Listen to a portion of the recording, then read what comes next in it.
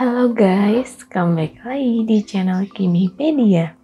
Nah, kali ini channel Kimipedia akan membahas materi tentang tips mudah ionisasi. Nah, apa itu reaksi ionisasi?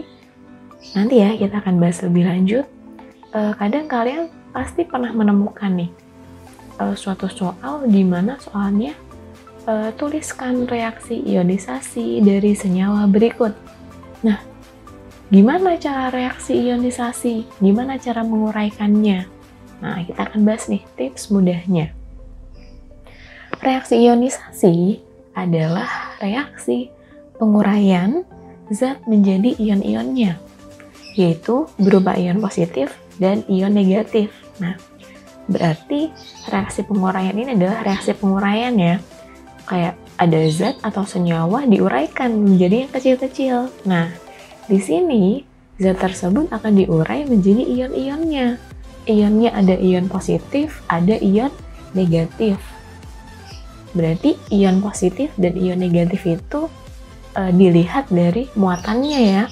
Muatan positif sama muatan negatif. Muatan adalah yang di atas suatu unsur, oke?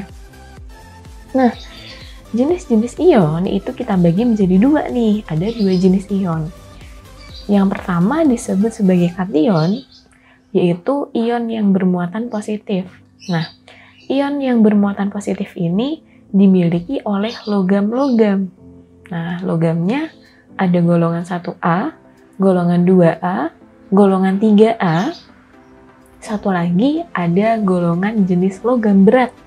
Nah, kalau kalian lihat di tabel periodik, itu yang menjorok ke bawah itu ya. Nah, itu golongan B, semuanya adalah logam berat. Kemudian, ion yang kedua adalah anion. Adalah ion yang bermuatan negatif. Nah, ion yang bermuatan negatif ini dimiliki oleh golongan non-logam. Non-logam itu golongan yang mana? Nah, non-logam itu adalah golongan dari golongan 5A sampai golongan 7A. Di golongan 5A itu ada golongan nitrogen, golongan 6A itu ada golongan oksigen, golongan 7A itu ada golongan halogen, gitu ya. Nah, kemudian ada jenis poliatomik. Poliatomik di sini adalah anion, berarti ion yang bermuatan negatif juga, tapi dia lebih dari satu unsur, lebih dari satu atom, gitu ya. Makanya disebut poliatomik. Poli kan banyak, berarti lebih dari satu. Nah, ingat nih logam 1A, yaitu siapa aja? Nah, logam 1A, hari libur nanti kita rebut CS Ferry. Ada HLINAKRBCSFR. Atom H-nya kita singkirkan, karena dia sebenarnya tidak termasuk ke dalam logam. Kemudian golongan 2A, beli mangga campur sari banyak rasa. BEMGCA SRBARA. Nah, itu ya. Sama nih, atom Be, beriliumnya kita juga singkirkan karena ternyata dia bukan jenis logam. Nah, itu ya. Berarti jenis ion ada dua, kation dan anion. Nah, nama-nama ion ada apa aja? Oke, kita sebutkan dari yang kation.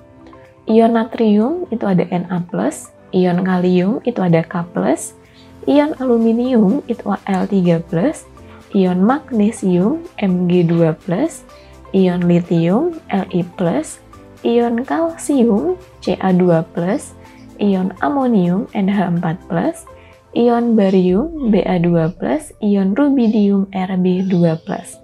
Nah, kalau kita lihat ada atom yang cara penamaannya hampir sama nih.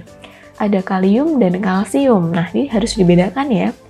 Kalau kalium itu K, sedangkan kalsium itu Ca. Nah, sudah paham ya? Kemudian, kalau kita lihat, kenapa ada plus? Ada plus 2, ada plus 3. Nggak ada plus 3. Oh, ada plus 3. Oke. Nah, kenapa plusnya itu beda-beda? Nah, dilihat ya, kation. Kation tadi adalah ion yang bermuatan positif dan dia termasuk golongan logam. Nah, di sini kalau dia golongan logam, logam-logam itu pasti dia akan melepas ion melepas elektron, seperti itu ya. Nah, yang dilepas itu sesuai dengan golongannya. Berarti kalau dia golongan 1, ya yang dilepas 1. Golongan 2, yang dilepas 2. Golongan 3, yang dilepas 3. Contoh, natrium, kalium, litium. Semuanya dari mereka adalah golongan 1A. Maka yang bisa dilepas elektronnya ya hanya 1. Maka mereka akan membentuk ion yang bermuatan 1+. Nah, makanya Na+, K+, Li+. Sedangkan magnesium, kalsium, barium, rubidium, mereka semuanya adalah golongan 2A. Karena golongan 2A, maka elektron yang bisa dilepas ya 2 gitu ya. Makanya membentuknya ion 2+, seperti itu. Kemudian ion aluminium Al3+. Kenapa? Ya karena aluminium adalah golongan 3A. Maka yang dilepas ya 3 elektron, sehingga menghasilkan muatannya 3+, Al3+. Nah, seperti itu ya. Itu adalah kation. Kemudian anion. Nah, anion adalah ion yang bermuatan negatif. Nah, ada ion klorida Cl-, ion fluorida F-, ion bromida Br-, ion nitrida N3-, ion oksida O2-, ion sulfida S2-, ion iodida I-. Nah, anion tadi yang senyawanya dari non-logam. Non-logam bisanya menyerap. Nah, karena menyerap tadi, dia akan membentuk ion negatif. Nah, ion negatif muatan negatif yang dibentuk ini disesuaikan juga sama golongannya. Klorida, fluorida, bromida, iodida. Kenapa kok minnya cuma 1? Ya karena mereka golongan 7A. Nah, golongan 7A biar bisa oktet atau totalnya 8, nah, mereka butuh 1 nih. Karena butuh 1 itu, mereka akan menyerap 1 elektron dari luar, sehingga muatannya adalah I-, atau Cl-, atau F-, Br-. Muatan minusnya cuma 1. Nah, kemudian oksida sama sulfida itu O2-, S2-. Berarti yang diserap 2 gitu ya. Nah, kenapa yang diserap 2? Ya karena mereka golongan 6. Nah, golongan 6 biar bisa ke oktet atau ke 8 itu butuhnya 2. Maka akan membentuknya ya 2-. Nah, gitu ya. Kemudian kalau ion nitrida, ini nitrogen ya. Nah, nitrogen di sini golongan 5. Golongan 5 biar bisa ke oktet ya butuhnya 3. Nah, berarti ya ion yang diserap ya 3. Makanya membentuknya adalah N3-. Nah, begitu ya. Kemudian satu lagi ada anion poliatomik. Nah, berarti suatu ion yang bermuatan negatif tapi zatnya atau unsurnya poli nih. Berarti lebih dari 1. Nah, contohnya apa? Ion hipoklorat HClO-. Ion klorat HClO2-. Ion klorit HClO2-, ion klorat baru HClO3-. Ion perklorat HClO4-, ion nitrat NO3-, ion nitrit NO2-, ion sulfat SO42-, ion fosfat PO43-. Nah, ion kation, ion anion poliatomik yang disebutkan di sini itu belum mencakup semuanya ya. Ini hanya sebagian yang sering keluar di soal. Nah, seperti itu. Jadi kalau misalkan kalian mau menambah wawasan, ya kalian cari sendiri. Nah, banyak di buku-buku ya, di buku-buku paket, buku-buku LKS maupun internet, itu sudah banyak sekali dicantumkan. Nah, kemudian gimana sih caranya untuk menguraikan senyawa itu, atau gimana caranya ionisasi yang benar? Nah, kita punya konsep nih, pakainya lambang unsur A sama unsur B ya.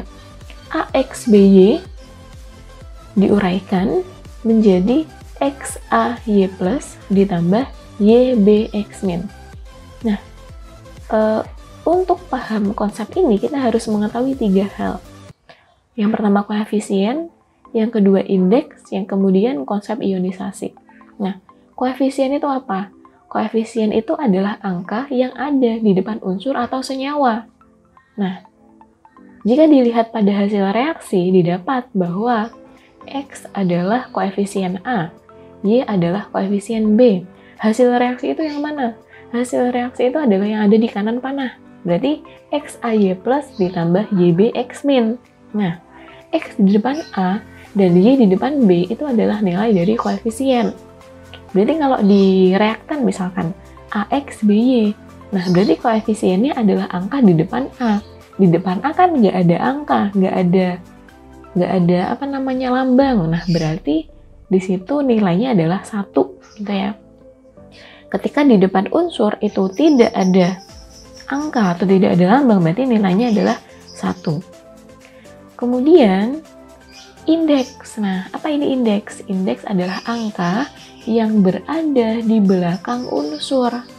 Nah, jika dilihat pada pereaksi itu reaktan yang ada di kiri panah. Nah, didapat bahwa X adalah indeks A, Y adalah indeks B. Nah, jadi yang perlu diperhatikan di sini adalah perbedaan dari koefisien dan indeks. Beda ya. Kalau koefisien yang ada di depan unsur atau senyawa, sedangkan indeks itu ada di belakang. Nah, seperti itu. Berarti kalau indeks di hasil reaksi ada nggak? Nggak ada. Nah, iya kan? Karena Y plus X min-nya itu ada di atas, bukan di bawah. Nah, seperti itu. Oke, indeks jadi yang di belakang dan berada di bawah ya. Karena kalau di atas dia adalah muatan. Nah, kemudian konsep ionisasi. Konsep ionisasi di sini kita pakainya tukar cincin, jadi kayak tukeran gitu. Nah, indeks X pada A, indeks X pada A di reaktan akan menjadi muatan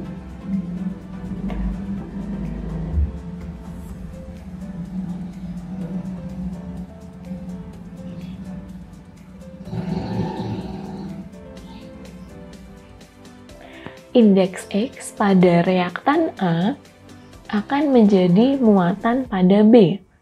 Nah, jadi X min itu. Kemudian indeks Y pada reaktan di B akan menjadi muatan pada A di hasil reaksinya. Jadinya adalah Y plus. Nah, makanya tukar cincin gitu ya. Nah, sedangkan di hasil reaksi ada X di depan A, ada Y di depan B. Nah, itu menunjukkan koefisien tadi ya. Nah, jadi kayak tukar cincin seperti itu. Nah, contoh reaksi ionisasi nih. Nah, kita bagi jadi 3 aja. Ada senyawa garam, senyawa asam, senyawa basa. Nah, jadi kalau reaksi ionisasi yaitu harus berasal dari senyawa ion ya. Kalau garam kan pasti mereka semuanya berasal dari ionik. Nah, karena terbentuknya dari senyawa logam dan non-logam gitu ya. Sedangkan kalau senyawa asam ada nih kovalen, tapi kenapa kok bisa diionisasi? Ya karena ada sifat lain, yaitu karena dia sebagai senyawa asam. Ingat nih, senyawa asam kalau dilarutkan dalam air, dia akan terionisasi sempurna. Nah gitu ya. Nah oke, senyawa garam dulu. Ada NaCl. Nah dia akan terurai menjadi Na plus dan Cl-. CaCl2 terurai menjadi Ca2 plus ditambah 2Cl-. AlBr3 terurai menjadi Al3 plus ditambah 3Br-. Al2SO43 menjadi 2Al3 plus ditambah 3SO42-.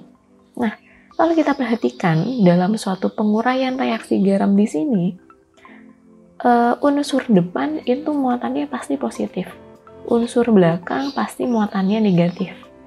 Na di depan muatannya positif jadi Na+, Cl di belakang, nah berarti muatannya pasti negatif. Nah begitu seterusnya ya, konsepnya seperti itu. Kalau yang di depan itu pasti positif, yang di belakang pasti negatif.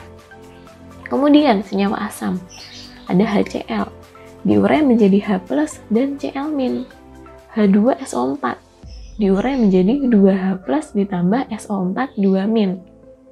HNO3 diurai menjadi H+ ditambah NO3-. H3PO4 diurai menjadi 3H+ ditambah PO4 3-. Nah, untuk reaksi ionisasi poliatomik, jadi kalian harus apalin dulu nih ion-ion yang termasuk poliatomik karena mereka muatannya sudah pasti. SO4 pasti 2 min, NO3 pasti min, PO4 pasti 3 min. Gitu ya. Kemudian senyawa basa berarti senyawa yang mengandung OH ya. Kalau asam pasti mengandung H di depan, kalau basa mengandung OH di belakang. Nah, itu udah pasti mereka senyawanya asam atau enggak basa. Nah, NaOH diurai menjadi Na+ ditambah OH-. KOH diurai menjadi K+ ditambah OH-. CaOH 2 kali diurai menjadi Ca2+ ditambah 2 OH-. Nah, sedangkan AlOH 3 diurai menjadi Al3+ ditambah 3 OH-. Nah, nilai OH atau hidroksida itu selalu min ya. Nilai H itu selalu plus karena mereka penguraian dari air H2O. Diurai menjadi H+ sama OH-. Nah, dari situ didapatkan plus sama minusnya. Nah, ini ya contoh reaksi dari ionisasi. Konsepnya apa? Tadi, tukar cincin. Nah, itu saja ya materi yang bisa disampaikan di channel Kimipedia kali ini berkaitan dengan reaksi ionisasi, tips mudah reaksi ionisasi. Nah, semoga kalian paham. Jangan lupa subscribe, like, dan follow channel Kimipedia agar terus berkembang. Nah, ada latihan nih. Nah, kalian kerjakan ya. Tulis di kolom komentar jawaban kalian. Nah, tuliskan reaksi ionisasi dari yang A, LiBr, B, HClO4, C, CuNO3, 2. Nah, oke, itu saja PR kalian. Nah, jika belum paham, silahkan tanyakan di komentar ya. Terima kasih sudah menonton. Jangan lupa dukung channel Kimipedia dengan cara tadi like, komen, dan subscribe. Nah, sampai jumpa di video selanjutnya.